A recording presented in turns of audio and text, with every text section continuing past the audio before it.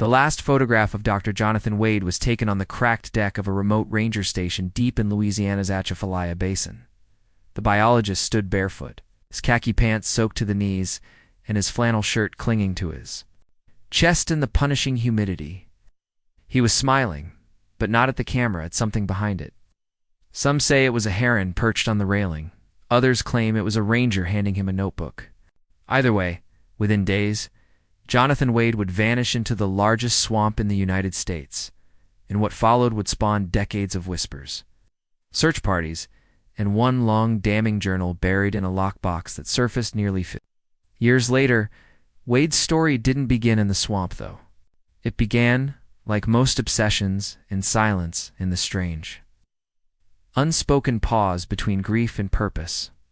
In January of 1996, Jonathan's father, Thomas Wade, was found dead in a single-car wreck off State Route 74. His vehicle had skidded through a guardrail and plunged 40 feet into a ravine. The police report cited driver error and fatigue, but those who knew Thomas spoke of erratic behavior in the months leading up to the crash. There were stories of him muttering about lights in the trees and voices rising. With the fog, he'd spent the final months of his life alone in a cabin off Bayou Teche, conducting what he called a quiet study of migratory patterns. Though no records of this research were ever submitted to the university he taught, Jonathan, 28 at the time, was already carving out a name for himself in conservation biology. With a PhD in progress and 2 published papers on coastal wetland restoration, he was known among peers for his precision, his caution, and his absolute resistance to conjecture. But after his father's death, something shifted. He moved back to Louisiana within weeks, citing the need to sort through things. He withdrew from his program at the University of Washington and took a year-long field research contract with the Southeastern Wetland Conservancy. Most assumed it was grief. Others said it was guilt, a son returning to understand the man he had long kept at arm's length. But those closest to him would later admit that Jonathan had grown obsessed with a single question: what was my father doing out there? The Atchafalaya Basin is a place that doesn't want to be known, spanning over 1 million acres of swampland. Marshes and bayous, it breathes like something alive, a place where the water doesn't sit still, and the trees rise like the slow fingers of the dead. The mist moves with its own intelligence. The horizon shifts. Compass needles falter.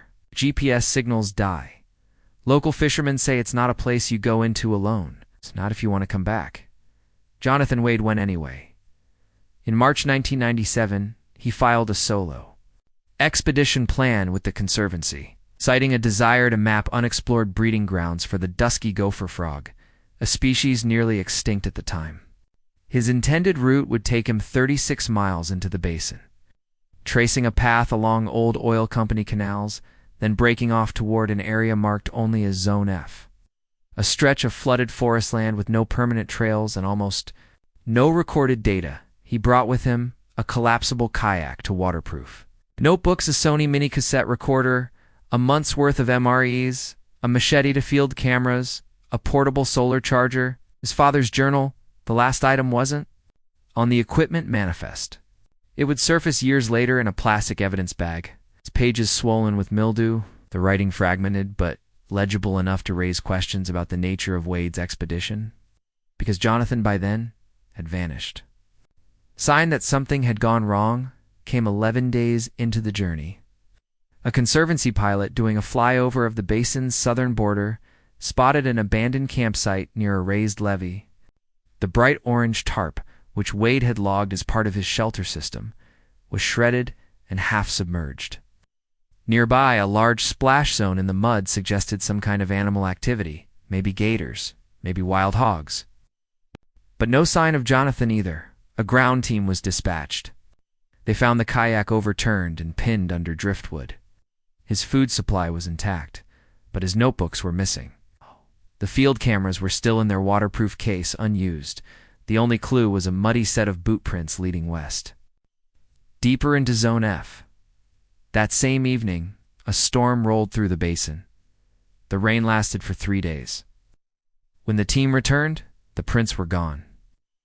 Any trail Jonathan might have left behind had been swallowed by the swamp. The official search lasted 31 days. Boats combed the waterways. Helicopters scanned from the air. K-29 units were brought in, but failed to track a consistent scent. Dozens of volunteers, many of them locals, joined the effort. Stories circulated. Few claimed they'd heard shouts echoing through the fog.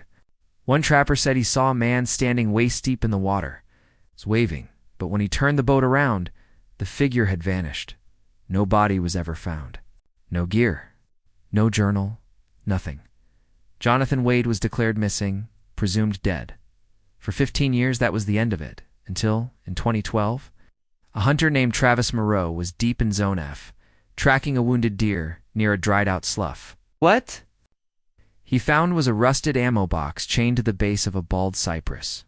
Inside were a Moldaton photograph of a man standing on a ranger station deck, a torn shirt with the Conservancy logo, a cassette tape labeled Day 9, Night, and a Blackfield notebook. Warped by water but intact, the handwriting was unmistakable. It was Jonathan Wade's. The first half of the journal contained methodical observations, frog calls, tree ring data, bat patterns.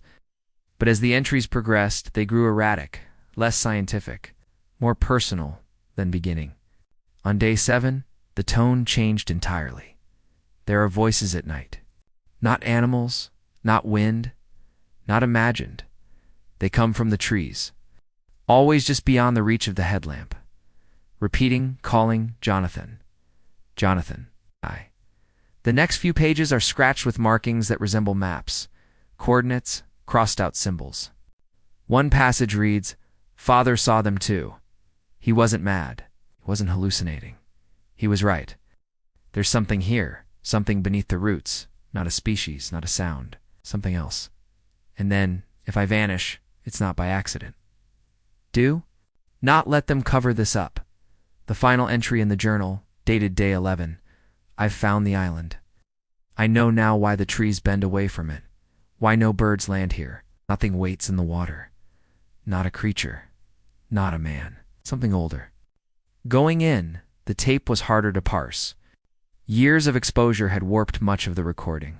Restoration efforts only captured fragments, static, water sloshing, breathing then. Near the end, something else. A voice. Wet. Whispering. Not Jonathan's. "You know him. You walked his path. Now, finish it." Then the tape ended. Today, the case of Jonathan Wade remains one of the most debated disappearances in southern Louisiana history. Officially, the cause is listed as environmental exposure and presumed drowning. Unofficially, his disappearance has become the stuff of legend, a cautionary tale among biologists, survivalists, and those who've worked in the basin long enough to know that some places do not give up their dead, but others still search. And the island he mentioned, the one not found on any map, has become an obsession for those chasing whatever it was Wade believed he had uncovered, whether it was madness, revelation, or something in between. In the next part, we follow an investigative podcaster who stumbles across the Wade case and decides to retrace his final steps. But what begins? As research slowly turns into something else, a compulsion born from the same shadows that pulled Jonathan under. The first thing Lyra Merrick noticed about the cassette was the way it smelled. It had been sealed in a vacuum pack, then double-wrapped in plastic by the forensic archivist at the university. But even through the barrier, there was something unmistakable, a scent like wet wood, mildew, and something she couldn't place. Not rot, not decay. Something older, feral. Lyra had spent most of her adult life chasing stories like this, not urban legends or cryptids. Those were for amateurs. Her podcast, Deadline, was known for taking historical cold cases with real-world documentation and threading them through the modern lens. Voice reconstruction, family interviews, AI-enhanced forensics, and field reporting. Oh, she cracked. A 1963 missing persons case in Georgia. She'd reconstructed a 1948 barn fire death from Kansas and linked it to a string of unsolved arsons across 5 counties. But the Wade case, this was something else. She hadn't even been looking for. It She'd been following a thread about unexplained disappearances in national parks when she stumbled across a mention in a 1998 field report archived by the Southeastern Wetland Conservancy. Just one line: field biologist Jonathan Wade presumed drowned after solo expedition in Zone F. No remains recovered. See attached supplemental. The supplemental was sealed, requiring a credentials login that she didn't have.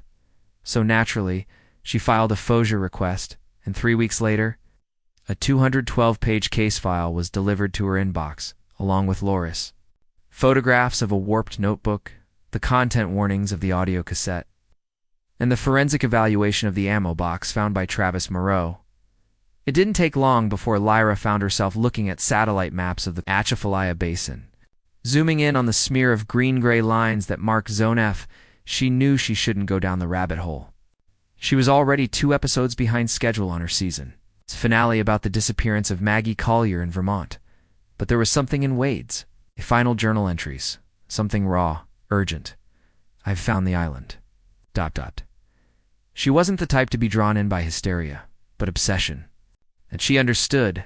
The motel outside Morgan City smelled like bleach and cigarettes, and the shower gave 1 minute of hot water before turning cold. But Lyra had spent nights in worse places, and she hadn't come here for comfort. She'd come for answers. Her first stop was the local sheriff's office. The Wade case had long since gone cold, but an old evidence box still sat in the archives.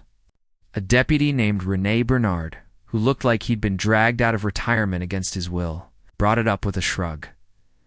Just another lost fool who thought he was smarter than the swamp. Lyra opened the box slowly. Inside, a faded topo map marked with red grease pencil, a photograph of Wade at the ranger station, the plastic cassette bag, and 2 handwritten affidavits, one from Travis Moreau, the other from a former ranger named Eloise Gaspart. Lyra flipped through the affidavits.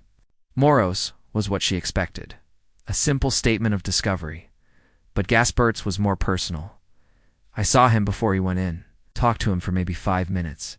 He wasn't scared. That's what I remember. He was ... resolute. Said he needed to know what his father saw. I asked if he believed the stories. He didn't answer. Later that week, I found something near the edge of the basin, a rope, tied into a noose hanging from a cypress branch about 20 feet off the ground. No way a man could reach that high, but the knot was fresh. I cut it down and never spoke of it. Maybe it was a message, or maybe just a warning. Especially when the fog rolls in and the frogs go silent. There's something out there. Always has been. Lyra stared at the last line for a long time. She pressed record on her handheld mic. Entry 1, July 5th, Morgan City. Beginning a full reinvestigation into the 1997 disappearance of biologist Jonathan Wade, whose solo expedition into the Atchafalaya Basin became the subject of both scientific controversy and local folklore. What I'm looking for isn't a monster. It isn't ghosts. It's like want facts. What did Wade believe he was following? Why did he leave the safety of his original route? And what happened during those final days in the swamp? Days no one can account for except Jonathan himself. She paused. The air conditioner groaned. The truck rumbled past outside. And what did he mean by, if I vanish, it's not by accident? Day 2 took her deeper into the records. At the Jean Rett Library, she located a microfiche machine and dug through old newspapers from the summer of 1997. Most of the headlines covered the then-looming hurricane season or small-town crime reports. But buried in a July 14th article was a quote from a search team member. We found signs of movement well past the search perimeter. Some went through there, but it wasn't like any trail I've seen before. Trees bent weird, mud unbroken, like something heavy passed but never touched the ground. The article was later redacted in follow-up editions. That evening, Lyra visited Travis Moreau's property outside Brobridge. He was older now, early 60s. Skin like tanned leather, eyes clear but tired. He didn't offer her a seat, but he let her record. You want to know what I found? Sure. Fine, he said. But don't ask me to explain it. I don't explain things from that part of the swamp. She held up the recorder. Tell me what you saw. He scratched his beard. It wasn't just the box. Wasn't just the notebook. It was where it was. The land there. It don't move right. Water bubbles up from places that should be dry. You hear things. Once I heard my mama's voice. She'd been dead 20 years. The birds, they don't sing there. Just go quiet. Lyra hesitated. Do you think he died out there? Moreau didn't answer for a long time. I think he became something else. She didn't sleep well that night. The motel walls were thin, and twice she thought she heard whispering, but each time she stepped outside, the lot was empty. Just the wind dragging through the pines. She dreamed of shallow water and endless reeds. A figure knee-deep in the bog, pointing.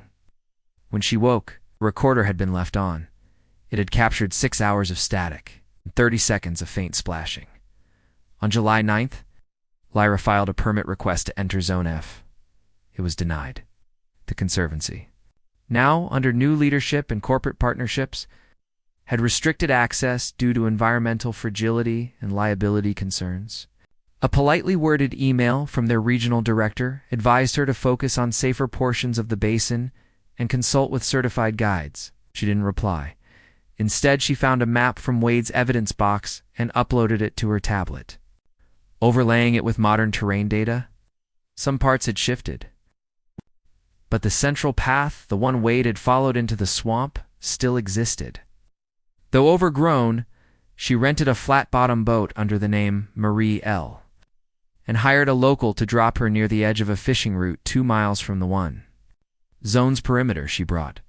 A satellite phone, a drone, a GoPro, a field mic. Her recording gear, 3 days of food, a revolver. She didn't plan to use the gun, but the stories were enough to make her nervous. That night, she launched episode 1 of her deadline miniseries, Into the Swamp, The Last Journey of Jonathan Wade. Within hours, it hit the top 10 in Apple's documentary charts. The downloads surged. She had no idea that 70 miles away, an old man with a melted face and no recorded fingerprints was listening from a shack buried under vines. He knew that. Name Wade. And he knew the island was waking again. Lyra entered the basin at 6:42 a.m. on July 11th. The water was like glass. Mist hovered 6 feet above the surface. Dragonflies skimmed her shoulders as she passed. She kept the recorder close. Entry 12. The first hour of travel was uneventful, but the trees here feel ... tighter, like they're watching. I passed a log with claw marks. Fresh. No gators visible yet, but I'm staying close to the maplin. Wade called this area the edge of what shouldn't be mapped. I see what he meant. Around 9 a.m. she reached the levee where Wade's tarp had been found. There was nothing left, just a strange ring of white moss and something half buried in the mud. She dug. It was a broken lens. Possibly from Wade's camera. She bagged it. Her GPS flickered and died by the time night fell. Lyra was 2 miles deeper into the swamp than she'd planned. She'd lost the trail once and spent 40 minutes circling back. Her drone couldn't get a signal. The satellite phone buzzed, then went dead. Her flashlight flickered twice. At 11:37 p.m., she heard the first whisper, soft, gentle, from the trees. Lyra, ... But she froze. No, she whispered to herself. Here, but the voice came again. Lyra, come see. She turned on the mic, static. Then the splash of something large. It's too large for a deer, moving just ahead. The frogs had gone silent. The air tasted metallic. She recorded one last entry, entry 19. I've reached the bend where Wade's journal mentioned the trees bending away. They do. It's not optical illusion. They lean back from the water's edge like they're afraid. I see the outline of something, maybe an island. I don't know. Going in. Then the recording ends. Lyra Merrick's podcast aired 3 more episodes, all pre-recorded. She was scheduled to return on July 15th. She never did. Her last known GPS ping placed her at the mouth of a slough near Zone F. Her equipment was recovered by a fisherman who claimed he found it dangling from a branch 20 feet up, like something dropped it from the sky. Her recorder was intact. On it was a final whisper, not her voice. You know her. You walked her path. Now finish it.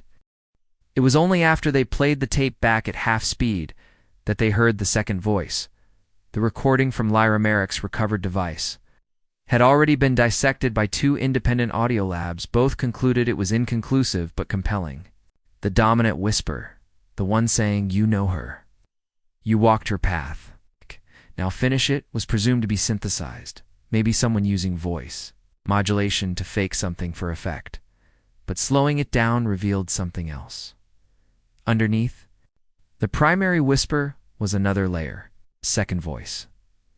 Male, murmuring one word. Wade. 6 days after Lyra's disappearance, authorities began what they called a targeted recovery effort, but everyone knew it was a search and rescue in name only.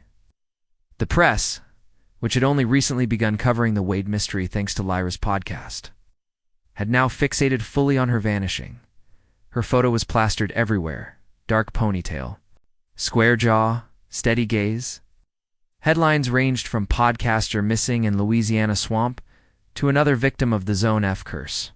Online theories bloomed like algae.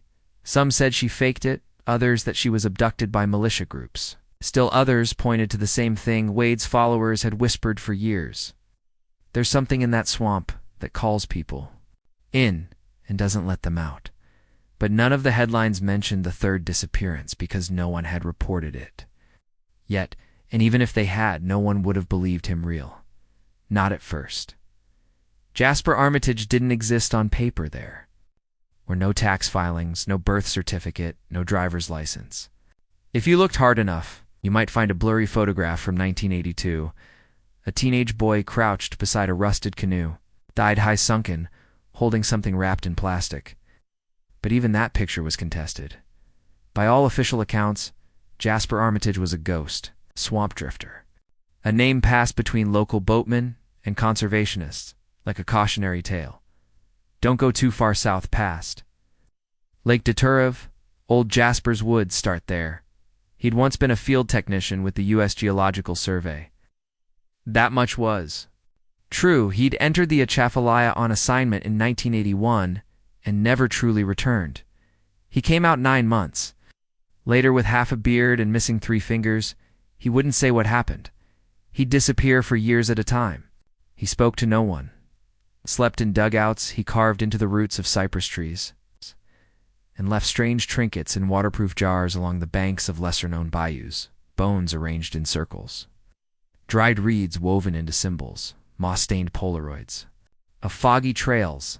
Every few years, someone would report seeing him, and every time, he looked a little older, but not much. Then in 2013, months after the Wade Journal surfaced, he walked into a trapper's outpost near Bayou Sorrel, sat down at the bar and said 4 words. She didn't make it. The bartender, a retired game warden named Rich, Lavelle thought he meant a boat or maybe a dog, but Jasper handed him a field recorder wrapped in oilcloth. This hers? He asked. Lavelle recognized it. He'd seen a picture of the same recorder in the local paper. He nodded. Jasper looked out the window for a long time. She heard it, he said. Just like he did. Just like me. Lavelle leaned in. Jasper didn't answer. He stood, walked to the door and turned back. Tell M to stop looking. It doesn't want to be found. Next time it calls someone, there won't be anything left to return. Then he vanished again. Lavelle waited a day before turning in the recorder. By then, Jasper had disappeared into the basin. But his message and the item he left behind reignited interest among an unlikely group. A coalition of fringe researchers, amateur sleuths, and ex-military trackers, calling themselves the Holopath Network. They'd followed Lyra's podcast from episode 1. Several of them had been listening in real time as her final broadcast went live. One of them, a man named Cole Merrick, was Lyra's brother, a former combat engineer. With 2 tours in Afghanistan and a scar down the side of his jaw that made him look perpetually clenched, he hadn't spoken to Lyra in nearly 4 years.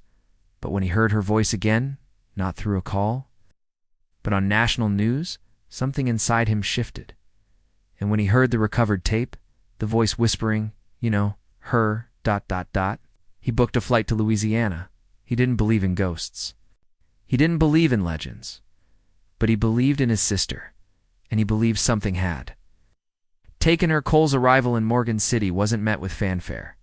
He didn't talk to the press, didn't speak to law enforcement. He registered at a local gun range under the name Michael Red and spent 4 days gathering gear, satellite phone, drones, boots with toe spikes, trail beacons, submersible camera, 4 days of rations, a modified AR with a thermal scope, a waterproof notebook, and one item he hadn't touched since he left the army, a medallion on a cord that he used to wear on every patrol. "Bring us home," it said on the back. He put it on without a word. On day 5, he made contact with someone from the Holopath network, a woman in her late 50s who called herself Bluebird. She handed him a printed map with a handwritten note in the corner. "If you're serious, start where she ended. But don't go alone." He didn't listen. Cole entered the swamp at 0600 on July 22nd. The same launch point as Lyra, same direction. Same plan. He followed her last known path, marking his way with UV trail paint and sonar pings. He found her first camp by noon. Nothing left but a crushed MRE wrapper and a torn page from her notebook. He read it twice. Wade's not the only one who saw it. There are others. Something is shaping this place, not just environment. Memory, trauma. There's a pattern here, and it's not random.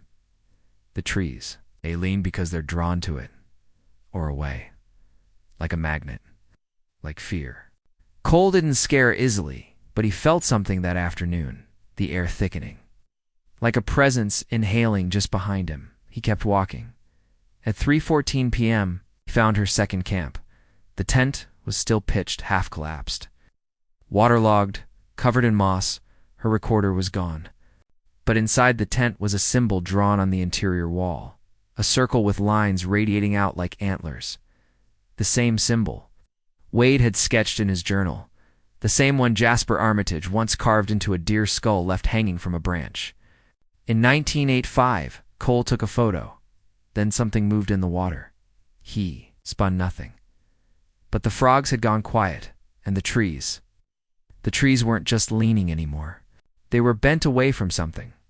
He looked toward the horizon and saw it, a gray blur, low to the waterline, hazed in mist. The island he rode toward it. The landing was nearly invisible, just a patch of mud and fallen reeds. Cole dragged the boat up and stepped onto the soft ground. Instantly, his GPS died. His phone battery dropped to 0. The GoPro clicked, glitched, and shut down. The silence was total, not just quiet absence.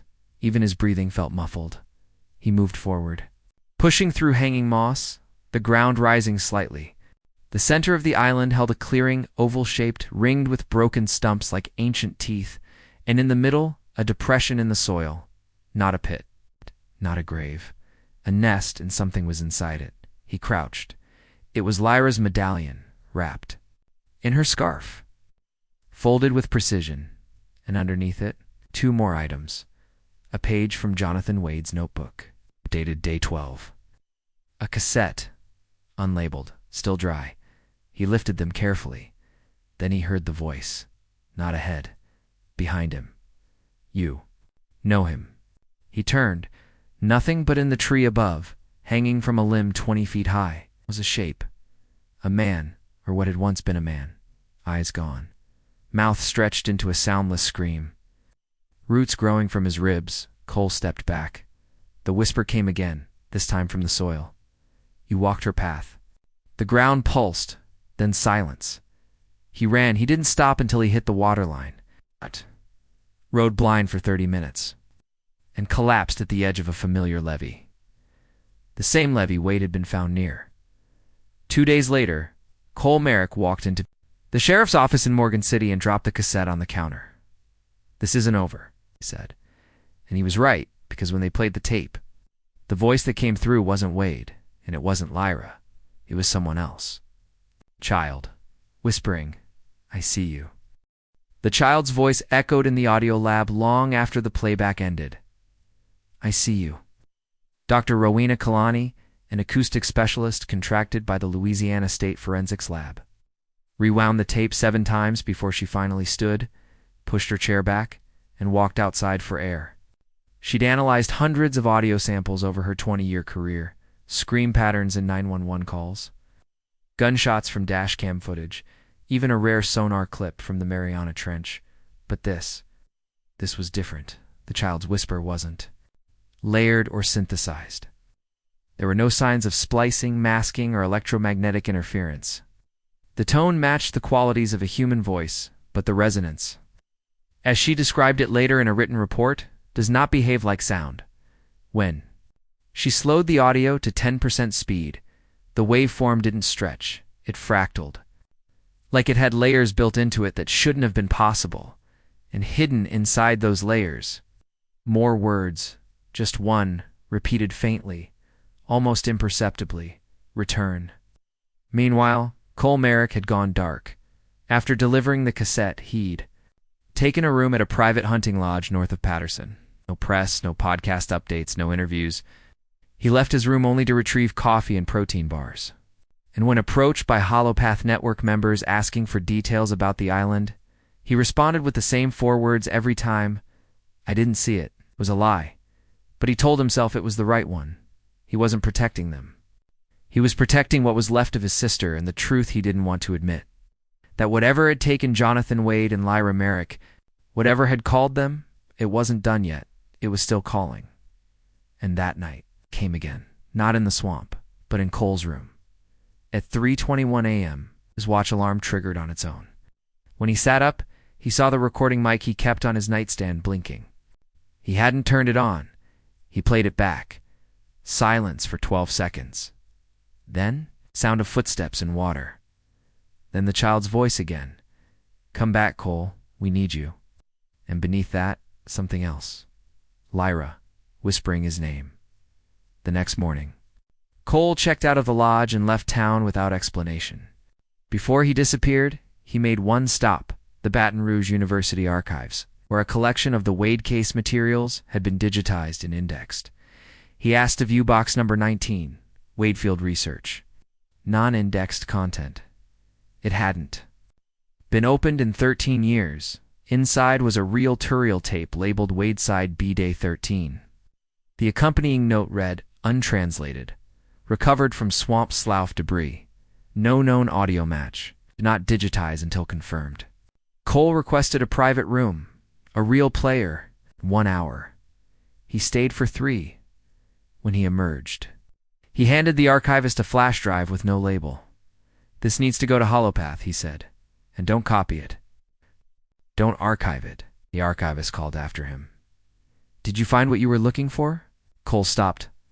"No," he said, "but I think I found what's looking for me." Then he vanished again.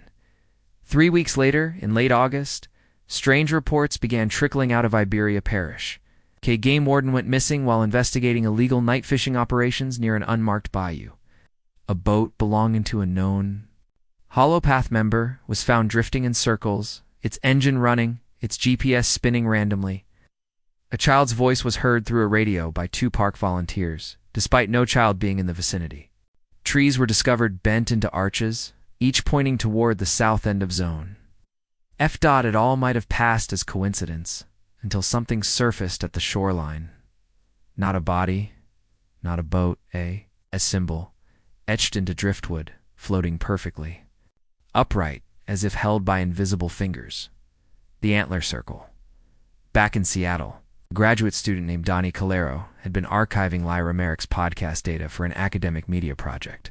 She'd been hired to scrub metadata, annotate timestamps, and prep raw audio for preservation. That's when she noticed it. In episode 3 of Lyra's Deadline miniseries, during a section about Wade's early research, there was a background sound, just a flutter of static between sentences.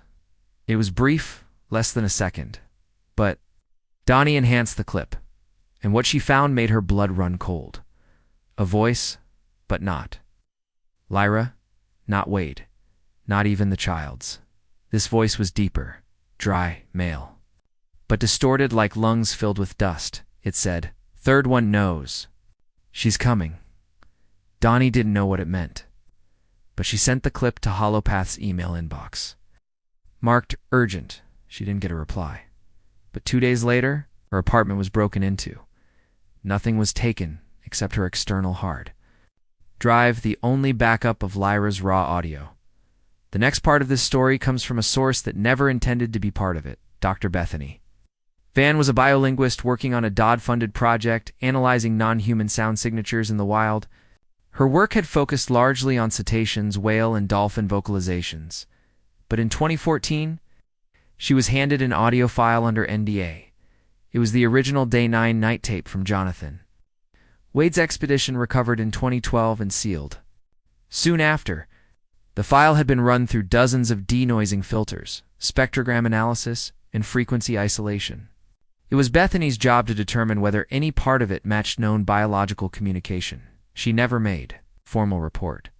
But privately, she told her graduate assistant, "There's something on this tape that's responding. It's not just Wade talking. There are pauses, tones. It mimics pitch and cadence. It's not just listening, it's learning." She left her position later that year, moved off-grid, filed no further publications, but in her last email to a colleague, wrote this: "Whatever he heard, it wasn't alone. It was practicing." So what does this mean? 3 disappearances, Wade, Lyra, and now Cole, each within the same zone, each preceded by signs, whispers, symbols, magnetic interference, silence in nature, audio anomalies that defy physical explanation. And now this. New symbols appearing. New voices recorded, new calls. But this time, the voices aren't just calling out. They're naming names. Third one knows. So who is the third? Some believe it's Cole Merrick, the last known person to return from the island. Others think it's Jasper Armitage. I'm missing again. But there's a third theory, whispered on holopath forums, shared in encrypted messages between researchers who no longer trust public channels. The third one hasn't vanished yet, because she's on her way in, and her name is Dr. Anya Bellamy, a former trauma psychologist turned wilderness therapist who has no known ties to the Wade case, but who, according to leaked conservancy logs, has recently requested solo access to Zone F. She claims it's for ecopsychology mapping, but her name appears on one other document, a letter addressed to Lyra Merrick, dated 3 months before her disappearance. "Your story is bigger than you realize. I think I've seen it too. I want to go back." There, it's unsigned, but the return address matches Anya Bellamy's private P.O. box in Tucson, Arizona. She's already packed her gear, and the island is waiting again.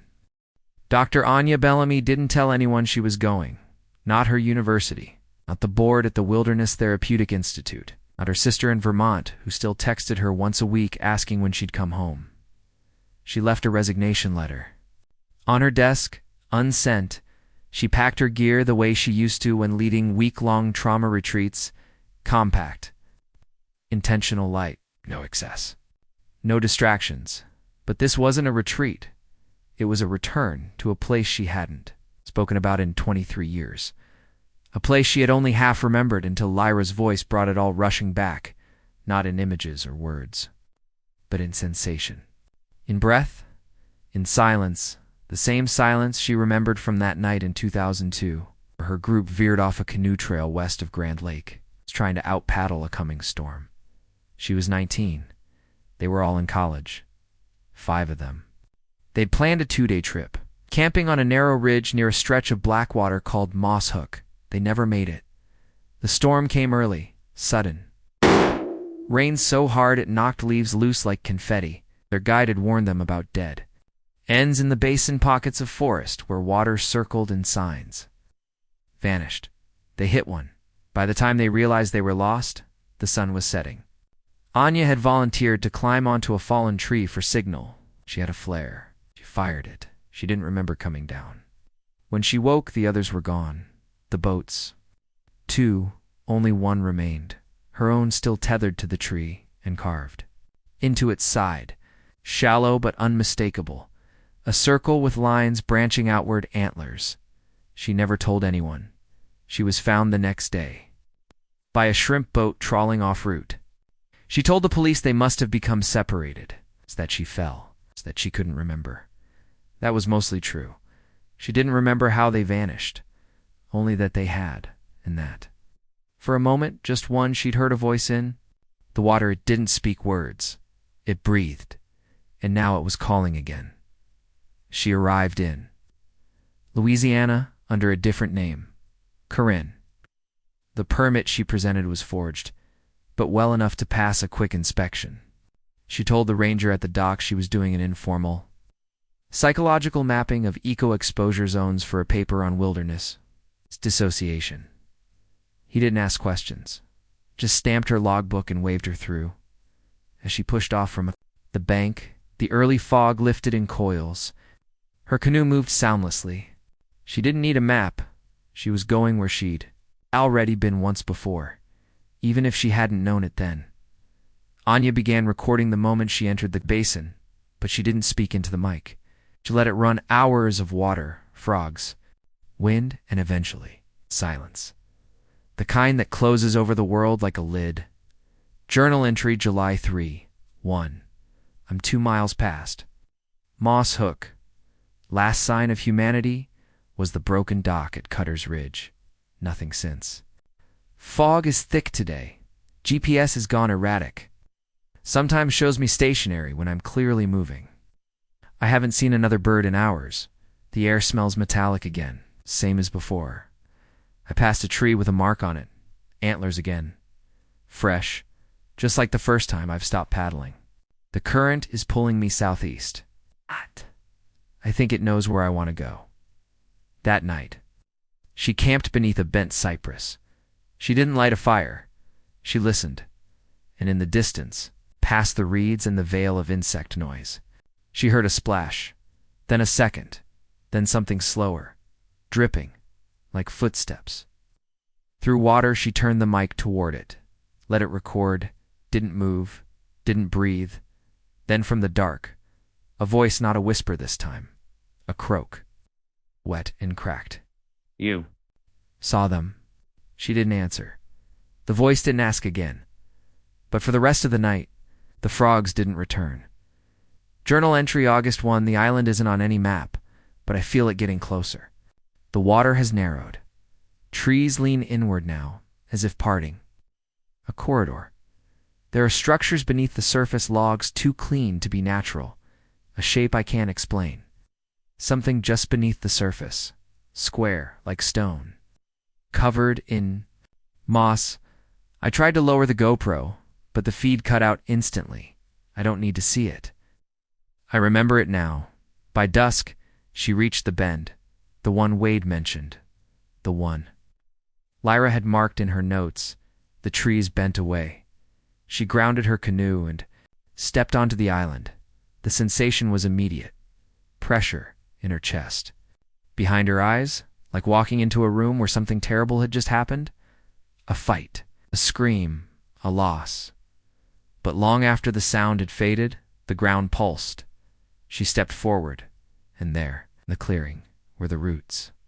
Fanned in. A spiral, like veins or ribs. At their center, a depression in the soil. Not a grave, a cradle. And in it, something new. A photograph. Lyra, sitting in her boat, smiling slightly. Wind in her hair. It hadn't been taken from her files. It had been taken from in front of her, from the swamp, next to the photo. Small cassette. On it, her own name, scrawled in black ink. A-N-Y-A. She didn't hesitate. She played it. The voice was hers, a recording she had no memory of making. It waits. It learns. It mimics. But it doesn't know yet. Not really. It's hungry for memory. That's how it grows. Through what we give it, willingly or not. Wade gave it his mind. Gave it her story. I gave it the first name. A pause. Then, it wants a body now. The recording ended. She dropped the tape, and that's when she heard them. Not. Voices, footsteps, from all sides, soft, dragging, like something waking up. Not one. Many. She turned, and saw the trees moving, not from wind, from breath. They shuddered, leaves curled inward, flexed, bark cracked, and from the shadows. Shapes emerged, some with faces, some without. some wearing what looked like the clothes of those long presumed dead. A torn khaki shirt, broken badge, a shredded field pack, and in the middle of them, a small boy. Eyes black, smiling. He reached for her, and the others whispered in unison, "You are the third." The boy opened his mouth. Inside, it was empty, hollow, not darkness, light, swirling, moving, pulling. She stumbled back, but didn't run. Instead, she reached into her bag and pulled out the flare. One shot, she fired it straight into the air. The light rose, arced, and vanished. Not in the sky, but into the trees. Swallowed, the figures didn't move, but the whisper shifted. Now we begin again. Then silence. When Anya was found 3 days later, she was drifting in a dugout canoe, 40 miles. From where she had entered the swamp, she was unconscious, dressed in clothes that didn't belong to her. Wade's shirt, Lyra's scarf in her hand, a fresh notebook blank, except for the first page. One line, scrawled in her handwriting, "We are the ones it remembers." When U.S. Fish and Wildlife Service officer Ian Rhodes opened the file left on his porch, he recognized the handwriting immediately. Jonathan Wade slanted, compressed, methodical, the same hand that had signed off on dozens of expedition reports, toxicology samples, and predator migration logs over the past 10 years. But the paper was weathered, smudged, as if it had been soaked and dried several times. The contents made no sense, just a crude map of the Atchafalaya Basin drawn in ink and something darker, stickier, circles drawn around certain dead zones. X's marked where rivers should have been.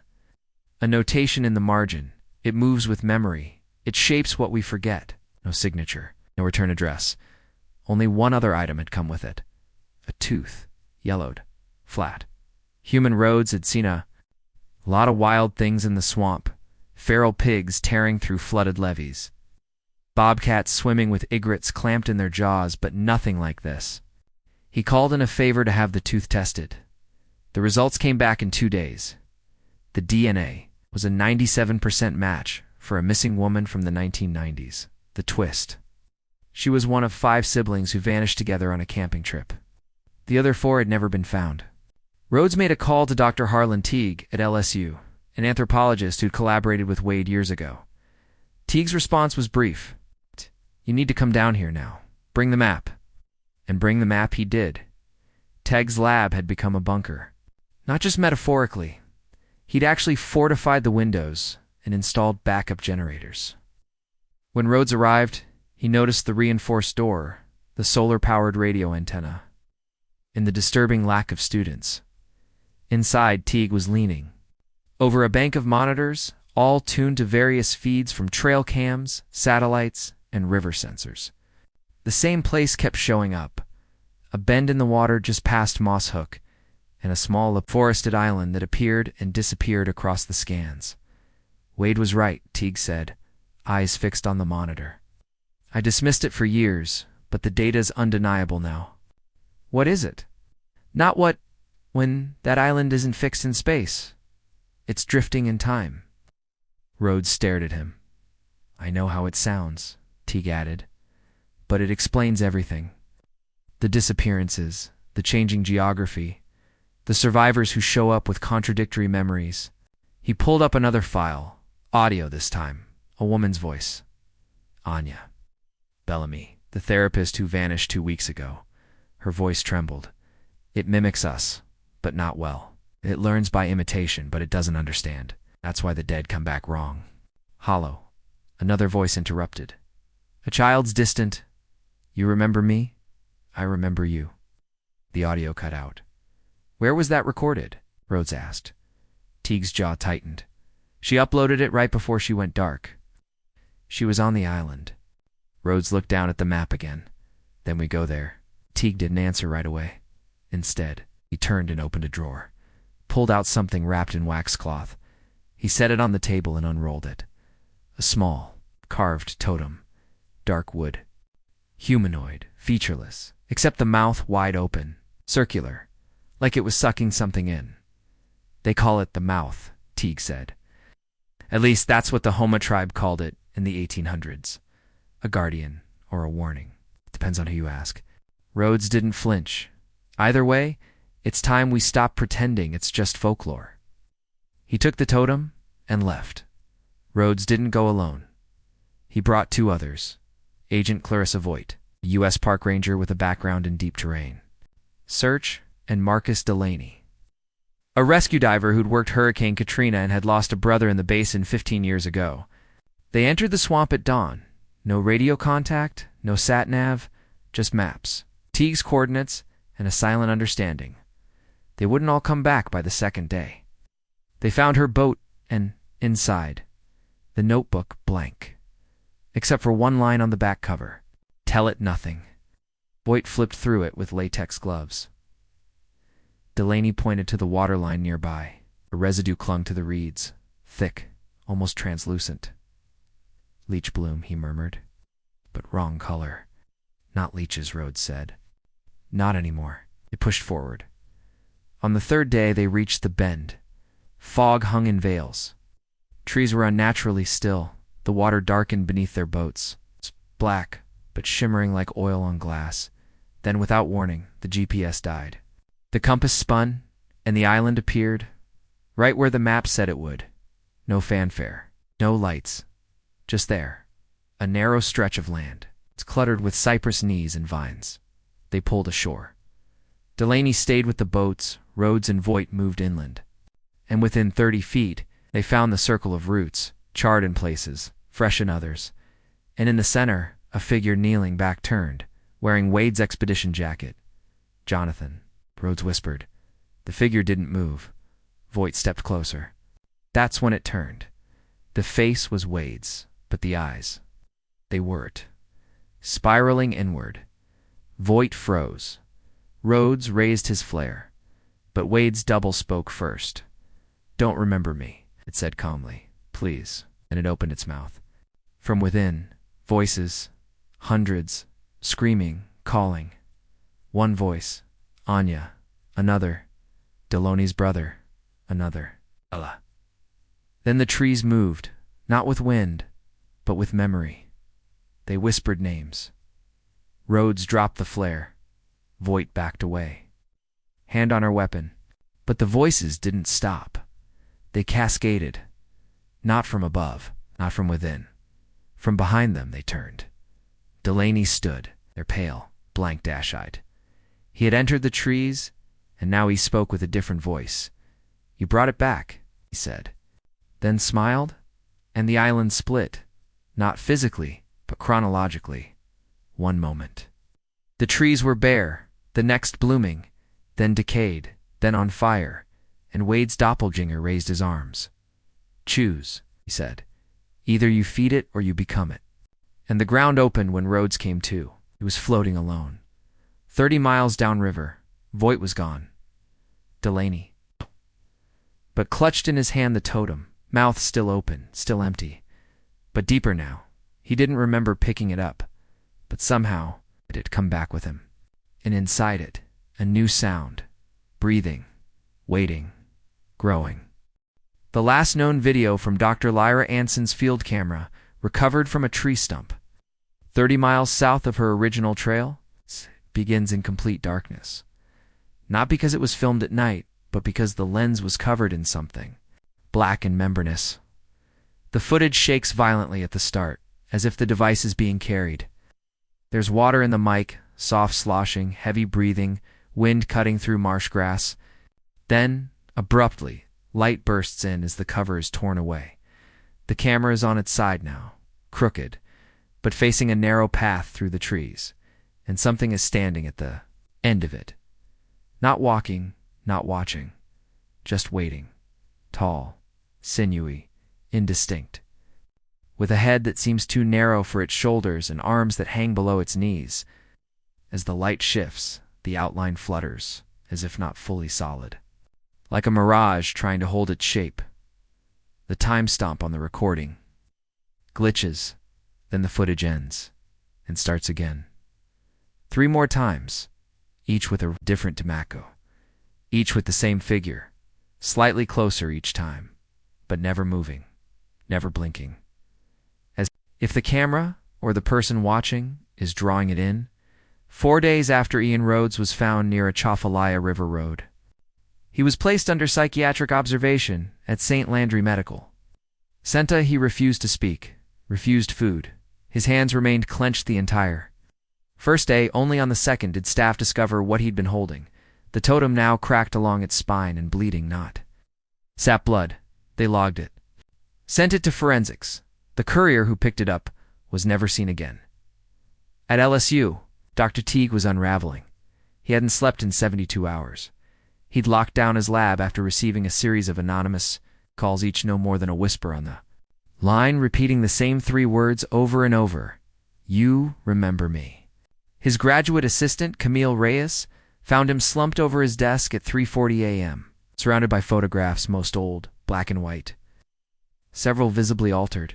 In one photo, a group of children standing beside a cypress tree, smiling at first glance, nothing unusual.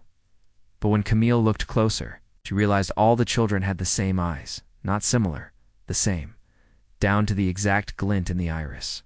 The same placement of a freckle beneath one lower lash. Clones.org. Masks. There were hundreds of similar photos, all from missing persons. Cases tied to the basin between 1923 and 2006. Some of the children had been found, or thought to be found, reintegrated, adopted, normal lives. But now Teague believed something else entirely, that the ones who came back weren't the ones who had left, and worse. They didn't know it. They believed they were those children, carried the memories, the mannerisms, even the traumas, because something had worn them so well. Camille backed away. That's when Teague looked up, eyes ringed in red. They're not trying to fool us, he said hoarsely. They're trying to remember themselves. But they can't, so they use us. He opened a drawer, pulled out another totem. But this one was different. Its mouth was closed, welded shut with what looked like strands of hair and sinew. I think this is how we stop it, he whispered. I think this is its name. Then the phone rang again. Camille stepped forward to answer. Teague grabbed her wrist. Don't, he said. Once you hear it, it knows you. The ringing stopped on its own, and the lights flickered in the swamp. Others were disappearing. Small things. At first, a birdwatcher last seen near Flat Lake. A father and son fishing trip on Bayou Pigeon. A couple taking drone footage near Whiskey Bay. Their last upload ended in static, in a single voice. We're not alone here. Something's inside it. Search teams were deployed. None returned with more than traces, boot prints circling in on themselves. Melted camera lenses, overturned kayaks, covered in pale green moss. The swamp had always taken, but never like this. This was systematic, rhythmic, intentional, agent. Voight reappeared 6 days after her disappearance. She staggered into a ranger station at White Lake in jeans and a torn thermal barefoot. Muttering in a low rasp, they rushed her to emergency care. What they found was worse than anyone had expected. Her feet were worn raw. Not from walking, but as if she had grown new calluses atop old ones, like she had been traveling for far longer than 6 days. Her pupils were dilated and unresponsive. When they asked her name, she hesitated, then answered, Lyra. Not Clarissa DeLyra. The voice matched Anya's recording from weeks earlier. I am Lyra, Voight repeated. I remember the boy, remember Wade. I remember everything. She smiled, and her teeth were wrong. For too many, perfectly aligned. Too perfect. That night, Teague disappeared. So did Camille. All that remained in the lab was the totem. Now split completely down the middle, and a map freshly drawn onto the floor with red chalk and soil. At the center of the map, spiral. Not labeled, just spinning, unending somewhere. In the swamp, beneath a layer of roots and wet soil, a structure shifted. Not stone, not wood, flesh, muscle, tendon, breathing, waiting. It had begun to remember itself, and it was hungry. Not in dreams and not in hallucinations, but over the emergency broadcast system in St. Martin Parish. At precisely 2:13 a.m., It's the same tone used for tornado warnings blared across televisions, radios, and even NOAA stations. But no official alert followed, just static. Then a low voice, layered and indecipherable at first. It spoke with a kind of reverse echo, as though the words were collapsing inward as they were spoken. Then clarity like a signal tuning into place. "You brought us back. We remember you. Now it's your turn." The voice wasn't alone, in the background faintly. Someone was weeping. Agent Clarissa Voigt, or the woman now inhabiting Clarissa Voigt, had been moved under federal supervision. After undergoing preliminary tests at a secure facility outside Lafayette, she was interviewed by a joint task force representing the FBI, NOAA, and the U.S. Department of the Interior. They found three strange things almost immediately. First, her blood. Voigt's red blood cells were producing a second type of hemoglobin, one not documented in any known mammal. It bound oxygen more efficiently, but also left behind trace amounts of methane and an unknown organic compound when processed. A compound found in the deepest parts of Louisiana's wetlands, where oxygen levels could barely support life. Second, her brain scans. Voigt's hippocampus was enlarged by nearly 28%. When questioned under light sedation, she described events and dates that hadn't happened yet, names of people who hadn't been born, places that didn't exist on current maps. Her memories were not her own, or rather not entirely. And third, her teeth after forensic examination. It was discovered that the extra teeth, the ones aligned too perfectly, weren't made of enamel. They were keratinous, like fingernails, hollow, threaded inside with fibers. When extracted under controlled conditions, they were found to contain microscopic spores, alive, capable of replication under observation. One of the spores twitched in a recorded interview. A calm Voigt stared into the camera and said, "It needed someone to come close. Someone who wanted to know. Ode opened the way. I followed. We all followed. Some of us came back." She tilted her head, smiled slightly. Some of us didn't. When asked what it was, she responded without hesitation. "The remembering. It lives in the hollow places, in things that used to be people. It wears their shape, but not out of malice. It's looking for something, a name, a shape. It's trying to become." She leaned forward, voice dropping. "But it doesn't know how to forget. So it keeps breaking us open until it learns." When the interviewer asked where Wade was now, her eyes went distant. "He is the swamp. He let it in." Jonathan Wade had not officially been declared dead, but the number of confirmed sightings and near encounters had escalated. Hikers reported seeing a man kneeling at the edge of the water near Morgan City. Canoeists claimed a figure in a hooded field jacket watched them from the trees near Henderson Lake. Motionless for hours, thermal cameras picked up unexplainable heat signatures that shifted shape, lengthening and then compressing like a slithering thought in one trail cam capture, time-stamped. But lacking metadata, Wade's face appeared, not distorted, just tired. A caption had been scrawled in Sharpie over the printed photo, handwriting. Later matched to Wade's own, "I tried to forget. Get St. Landry." Ian Rhodes had begun to speak again, but only in fragments. Nurses reported him. He's whispering names at night. Names not listed in any records.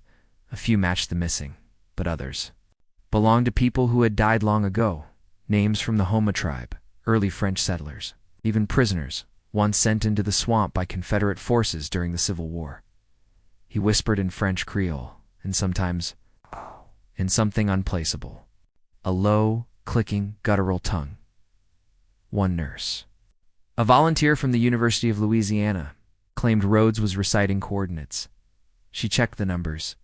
They pointed to a location inside the basin, where no boat could easily reach a dense maze of brush, shallow muck, and predator-infested sloughs. The place was labeled on historical maps as Larmsday Arboris, Tears of the Trees.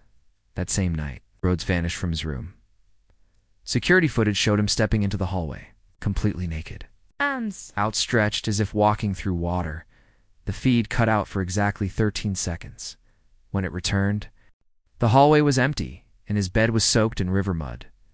"Camille, Reyes returned to LSU alone, disoriented, wearing clothes that weren't hers, a man's thermal, stained cargo pants, no shoes. She was pulled from the roadside by a good Samaritan, who said she was chanting something that sounded like a hymn. In her hand, a sealed envelope addressed to Teague. Inside, a photograph of a group of people standing waist-deep in swamp water. Arms raised, they looked like villagers, but their faces had been smeared over, not blurred by camera error, but manually wiped out, like wet ink smeared with a finger. On the back of the photo, we asked it to remember. It made us forget. Camille didn't remember taking the photo, didn't remember anything after the lab went dark, but she knew instinctively what it meant. Something beneath the swamp had surfaced and was learning, not just names and shapes, but wants, needs, fear, language. Every person who entered and failed to return gave it more to digest, more emotional color to paint with. It didn't kill because it was hungry. It absorbed to construct identity, and now it was nearly complete. Weeks later, in a quiet house near Franklin, Louisiana, a park ranger named Jonah LaRue was reviewing old tapes found deep in a weatherproof box hidden near the waterline of Lake Fos Punt. The handwriting matched Wade's, so did the voice on the tape. "This is entry 41. I don't know what day it is anymore. Sun doesn't come up here. Not the same way. I found another tree. Same spiral pattern burned into the bark. No animals for miles, no insects. Everything's waiting." Paused. A long inhale. "I think I made contact. Not directly. But it knows I'm here. It spoke in my father's voice last night. Told me something I never told anyone. About the river. About the thing I saw when I was 6. Think it's trying to comfort me, but it doesn't know how. Every time it tries, it breaks something open inside me. The tape clicks off, then back on. Same voice. Lower. If you're hearing this, you need to leave. Not the swamp. The memory of it. Don't speak it. Name, don't even think about it too long. It's how it gets in. Final words, I don't think it wants to hurt us. I think it wants to become us. Get it. And it's almost ready." A Category 3 storm formed over the Gulf 3 days later, out of season. Fast moving, the basin flooded. Thousands were evacuated, but the few who stayed behind reported something strange. The water didn't rise the way it normally did. It waited, lapping against homes, pausing at thresholds as if deciding, and in some towns, not a drop entered. In others, swallowed everything. Selective, purposeful, like something alive was choosing. And from the heart of the basin, where no light reached and no trail led, came a sound unlike any that had ever been recorded. Before, not wind, not thunder, not even a voice. A single note, sustained, resonant calling, not out, but in. They found the girl near Butte La Rose, soaked in black water, entangled in vines that didn't grow anywhere on this side of the river. She was barefoot, silent, and holding something pressed to her chest. A journal, molded over and damp, but intact. When asked her name, she whispered June. But there was no June reported missing, no matching fingerprints, no matching dental records. The name meant something else. The investigator reviewing the case later noted it wasn't an identity. It was a season she had come from the water. But she hadn't swum. Not a single trace of current on her skin, no abrasions, no debris in her hair. One ranger said it looked like the swamp spit her out. The journal was Wade's, verified by handwriting. Inside were pages ruined by rot. Others scraped clean, and several freshly written in charcoal. The most recent entry stood out for one reason. The charcoal had been mixed with blood. It read, "I thought I could document it? I thought I could explain? But it doesn't want to be explained. It wants to be felt. It wants to grow through your teeth and out your throat. It wants to sing with your tongue." It's not a monster, not a god. It's a reflection that never stops watching. It remembers because we forgot, and now it's making sure we never will again. If you hear it humming in the trees, don't listen. Don't echo it. Don't hum back. That's how it hooks. I've given it my name. I've given it my shape. But it still isn't satisfied. It needs more. It needs everyone. At the bottom of the page, scrawled in the margin, Larmsday Arboris is open. The phrase had appeared in Camille Reyes's notes in Teague's maps. Now it was carved into the front porch of a ranger station in Brobridge. Larms. Day, A-R-B-R-E-S.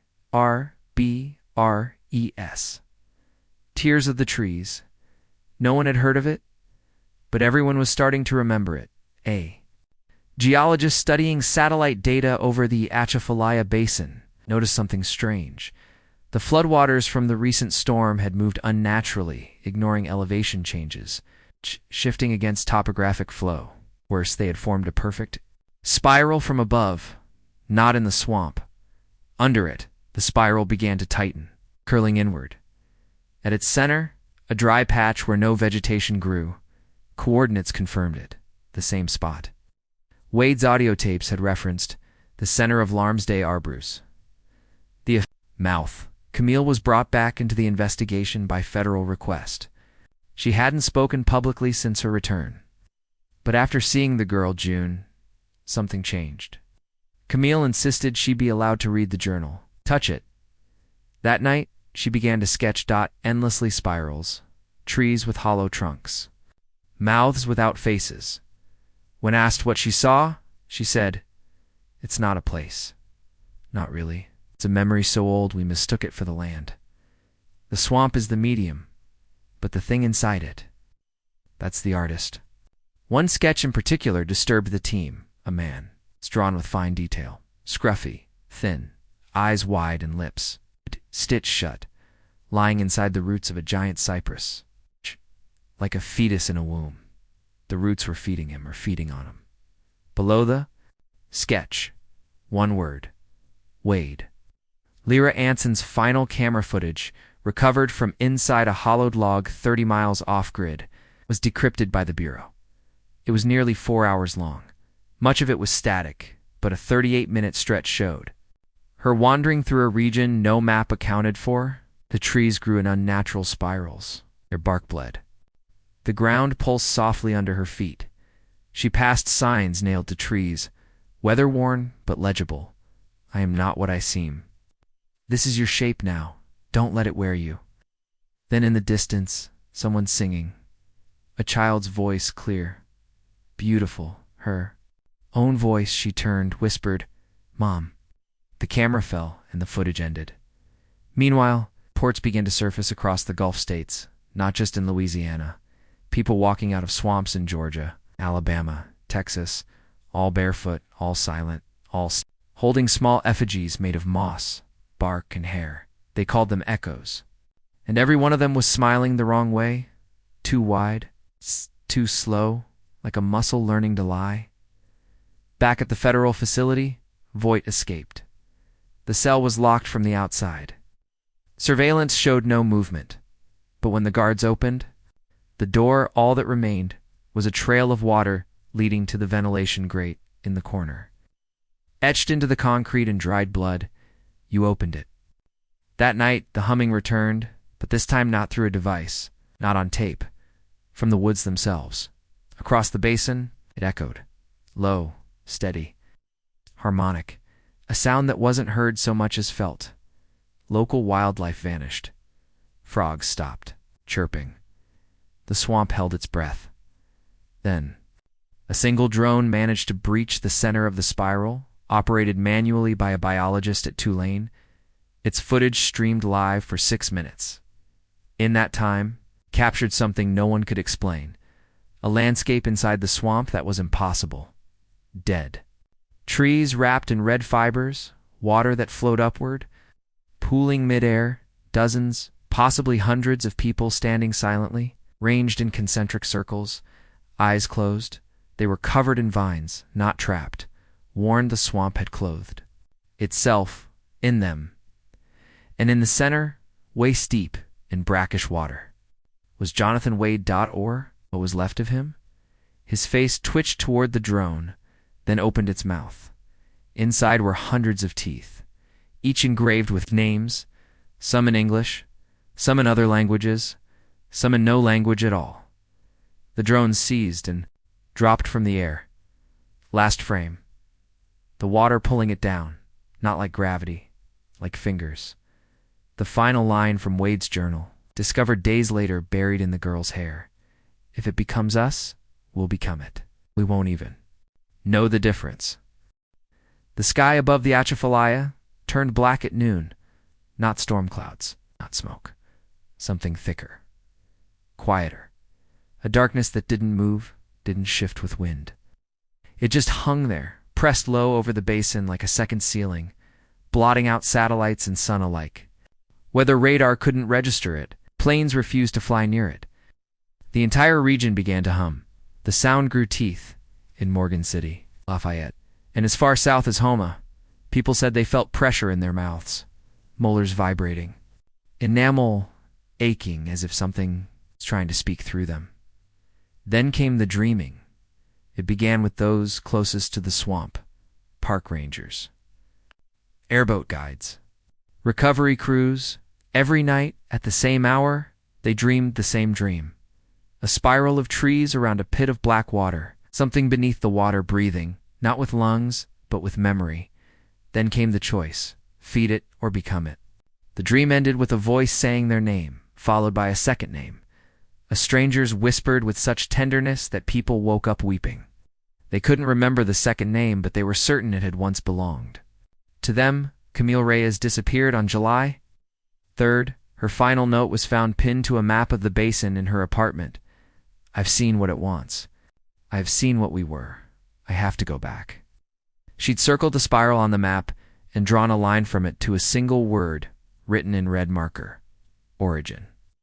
She went in alone. No one followed. The following day, every bird within 50 miles of the spiral flew away at once, not south. Up, they kept flying until they vanished into the cloud above the swamp. Not a single one came back down by mid-July. The zone around Larmsday Arboris had become unreachable. Drones dropped, cameras scrambled. Audio returned nothing but wet static.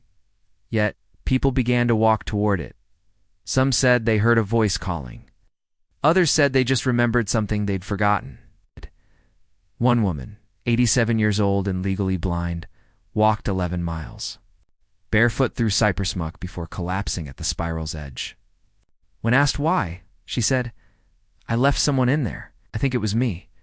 Inside the zone, time failed. Equipment wouldn't sync. Watches stopped.